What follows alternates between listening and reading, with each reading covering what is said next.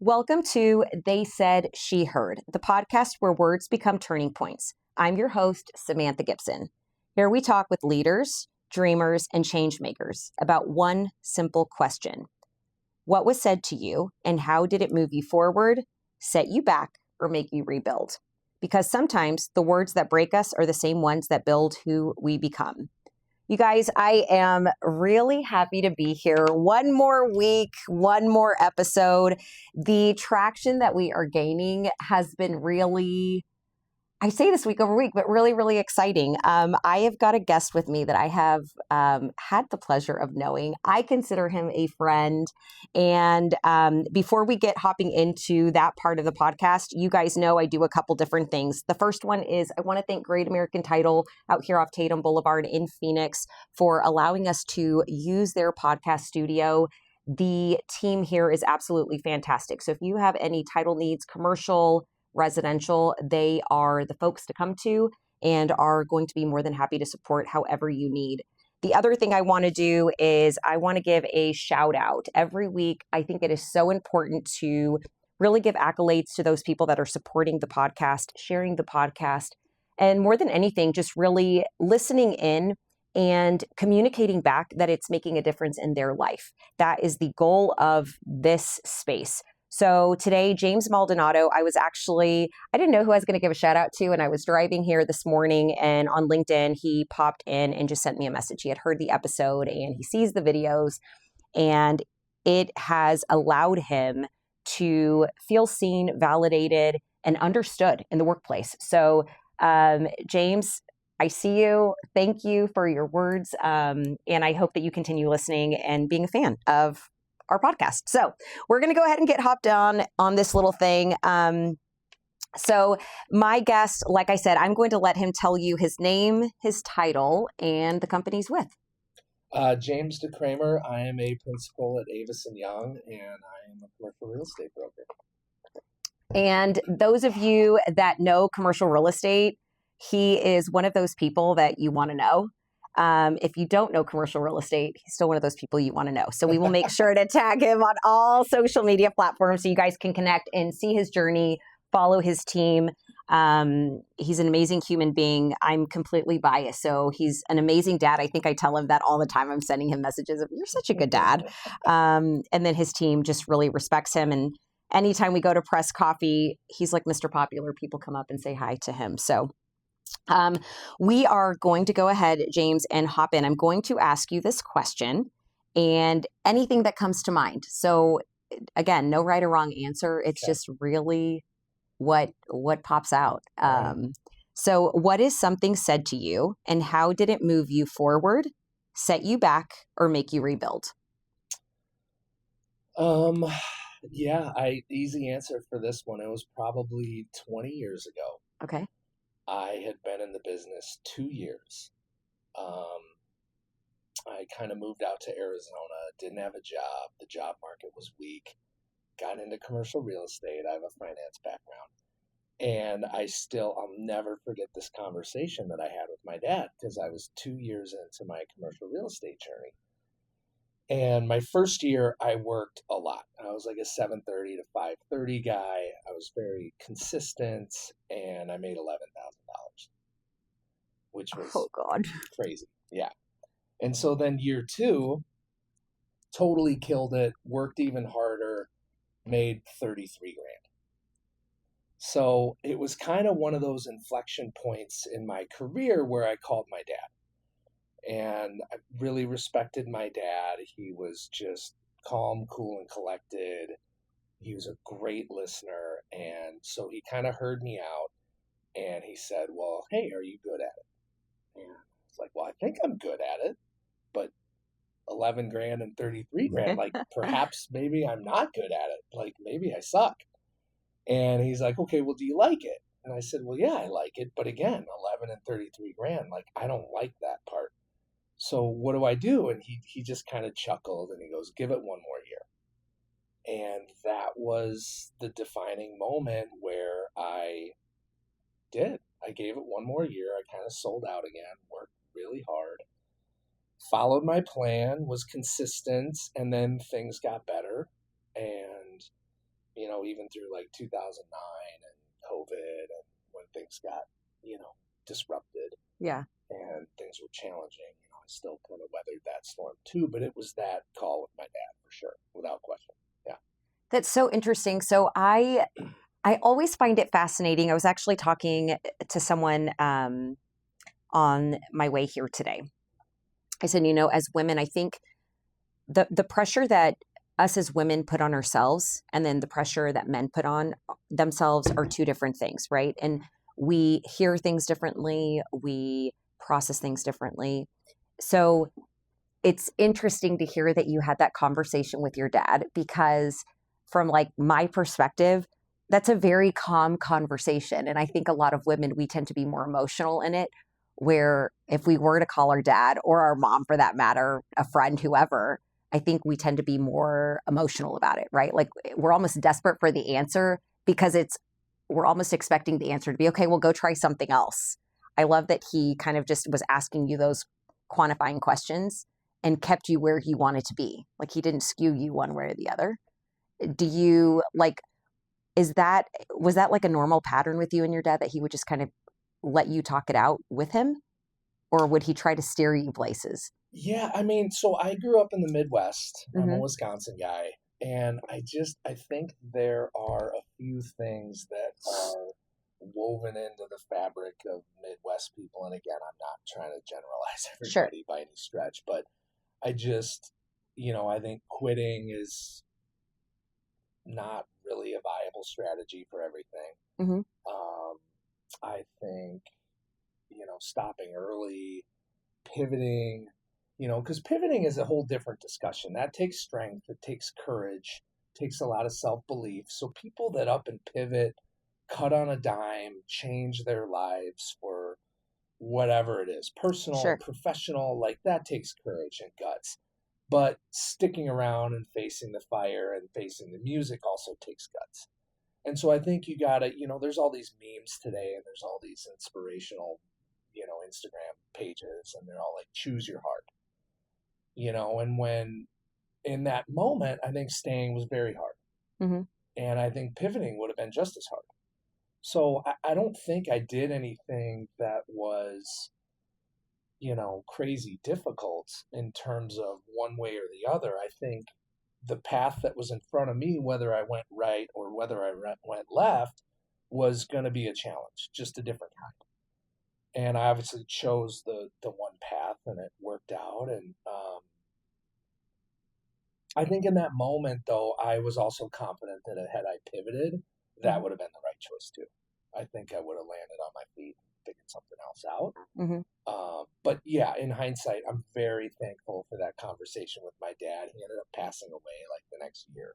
Oh, wow. Yeah, so it was one of those, like that phone call for me was a defining moment for a few levels, personally, professionally. That was a big moment. But yeah, so I'm glad I stuck with it. I really like what I do.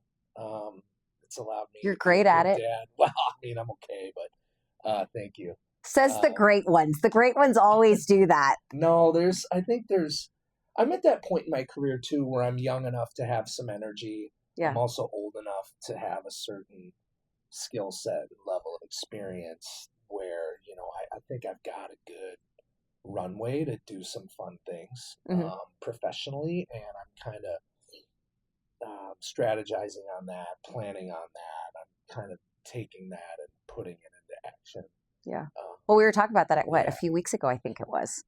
Like, okay, here we go. Yeah. It's kind of interesting. Yeah. Because, my daughter is 17. She turns 18 in 2 months. She is a fantastic little human. She'll be going to college.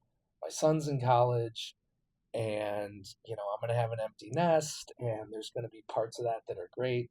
There's going to be parts of that where, I'm going to need to have, I don't know, like a fun plan and vision for myself where I can do some cool things over the next 10 years.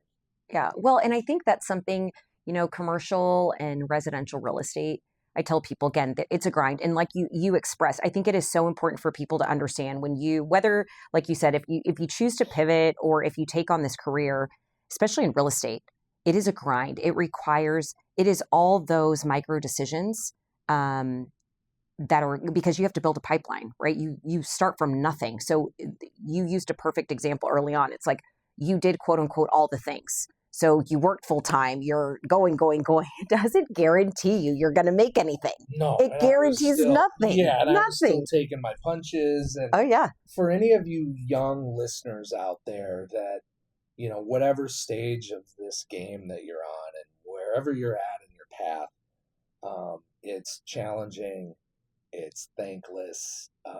You're going to question why you're working 10-hour days and not being compensated. Just continue to do it. Yeah. Stay true to your effort and your consistency. You will get rewarded. But yeah, for all the young people out there are no shortcuts. You have to be disciplined. You have to have a plan. You have to execute that plan. Yeah. And you have to do it tirelessly and relentlessly. And then good things will happen. And quite frankly, you need some small wins. You need a little bit of luck. Sure. And those are the kind of boosts and catalysts along the way that, kind of reinforce why you're doing it the whole time. And they kind of fill your cup and fill your bucket and keep you going. Well, and I think because we have like our audience, it's the younger professionals, right? And then we have the C-level executives, and it's been interesting because I've been watching the analytics now because I've got the podcast.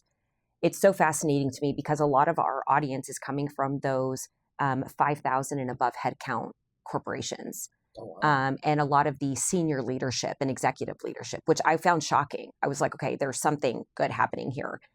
But through that, so I'm seeing the analytics for what they are, right? It was interesting to me. I think it was about 3 weeks ago. I had someone from LinkedIn that found me, connected with me.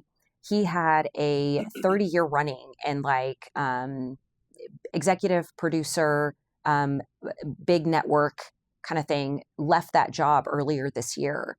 And so again, truly a successful person, but he's in a pivot. Like you said, it's this pivot moment where now he's like, and he doesn't have kids, he doesn't have a wife or anything like that. So, or a significant other, I should say. And he was like, he reached out because he's like, I find you like really inspiring and stuff. He's like, but I'm kind of trying to figure out what I want to do now. Because now what do you do? Right? I've had this one career. So it's been interesting to me because you realize that choose something like you said, and then own that for a little bit. Like because I think a lot of people quit right before they think that it's not working. And it's like, you were this close. Well, yeah. And to then be there. Even when you get your footing and you're successful, look at us today in 2025. Whether you're 30 and getting started or 25 and getting started, or whether you're 40 and, you've got some roots, you've got relationships, you've got solid footing, now all of a sudden we have social media to navigate. We have AI to navigate. Mm-hmm. So if you're not in this constant phase of evolution and adaptation and growth, you're probably going to wake up one day and maybe feel a little overwhelmed, maybe a little disappointed. And I just think that if you can stay inspired in that, again, with that lens of, hey, I want to continue to evolve. I want to continue to grow. And I think that's probably why you're getting engagement from some of these upper level people. Yeah. Because they are successful. Yeah. But they're also, like most successful people, looking to progress and evolve, and they want the trajectory of their career and their growth to continue to be positive and steep. And, that's kind of where excellence is. And I think, that's why your engagement spans from young people that maybe, need a little advice and a little encouragement and a little high five, pat on the back, and then older people who are, trying to find their way and continue to evolve. And I think that's a key thesis in business today. Right. More so than it has been. Yeah. No, I really agree. And I think I went to a networking function and we were having some conversations, and, I'm planning on doing a mini series, if you will, on the podcast about burnout, because I think a lot of people, there's this burnout that a lot of people don't really talk about, where it's like, they might be great at their job, they enjoy their career, but it's like, okay, just the redundancy of it all, plus the stimulation of social media and just what's happening in the world in general on numerous layers, right? So it's interesting to find, again, how the words that somebody can tell you can make an impact in your career, but then tying it into what you tell yourself and what you're learning along the way, it all stacks. It's all a domino to get you where you're at today. Well, yeah, and everybody preaches balance and having this well-rounded, approach to your own personal and professional life. And I think that's a moving target. Yeah. I think given where you're at in your life at a certain period of time, what you're going through, how you feel, I think that changes. Yeah. And that's a very dynamic concept. I also think it's more important now than it ever has been. For people to be healthy and whole and get up with a smile and purpose and, a sense of energy and optimism. That's really where the sauce is. And I think that is different for everybody. Yeah. I think there's playbooks out there. I think there's good advice out there. But I think at the end of the day, we're all autonomous individuals. We all have our own sweet spot, our own tuning fork. Yeah. And that's what we need to chase. Yeah. Well, in surrounding yourself with those people, I'm going to start wrapping us up here, but I want to ask you one question, and it ties in now, again, like you said, because the kids are getting older. You're at this, I keep telling you, I think it's exciting. I'm going to live vicariously through you because you're always going to really great places. I'm here with the kids, but what is something that you're currently learning for your personal growth? And why did you choose that to be what you're focused on right now?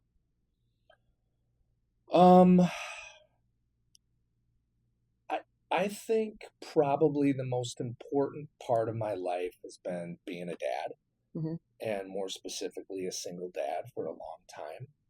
I think that has been the greatest reward, the greatest gift, also the greatest challenge. Mm-hmm. And I think right now I'm in a phase where, again, my kids are going to be leaving home soon, and that's exciting for them. That's exciting for me, but it's also going to change my circumstances. It's going to change things for me personally and professionally. And so if I have the right mindset, I think these could be some really steep growth years for me. Mm-hmm. But I need to commit to a plan. I need to challenge myself, right? Like I need to do all these things. Because it's not like retirement where you're like, okay, how do I hit cruise control? How do I coast now? Yeah. This is different. This is like, okay, how do I pour back into my career? How do I ensure that these next 10 years are going to be really productive and beneficial for me? Yeah. I'm always going to prioritize my kids, so I'm always going to free up to go watch my son play baseball. And I'm always going to free up, to go to parents' weekend. Yeah. And go to a football game with my daughter and be there for them and prioritize holidays and all that stuff. But, how do I fill in the rest of the year? And, this is a fun time for me in my life. I had kids early. Yeah. And so now I'm almost 50 years old, not quite. And I still have a lot of energy left, and I'm going to put that to good use. I love that. Yeah. Well, we're going to be wrapping up, you guys. One thing I do want to say, so James has a charity that they do once a year out here in Arizona, because we're getting close to that. We got to figure all that out too. Yeah, we need to do that. But there is a charity tournament that he does because he has a huge philanthropic heart as well. So make sure, again, you guys that are following the podcast, you guys that follow me on social media, you'll start seeing some stuff because I cannot believe we're about to go into 2026 here shortly. But James, what we're going to do here is there are questions. You get to pull whichever one you want. You get to read out the question, but you cannot answer it here. So the day that your episode is aired, everybody can go and follow you, and you can make it as creative or as simple as you want to answer it. So you can do a video, you can do just a post of, hey, this was my answer to a podcast. I don't care how you do it. God, I feel like I'm choosing fortune cookies here. It is a fortune cookie. Okay. All right. And I read this. Yep, just read the question.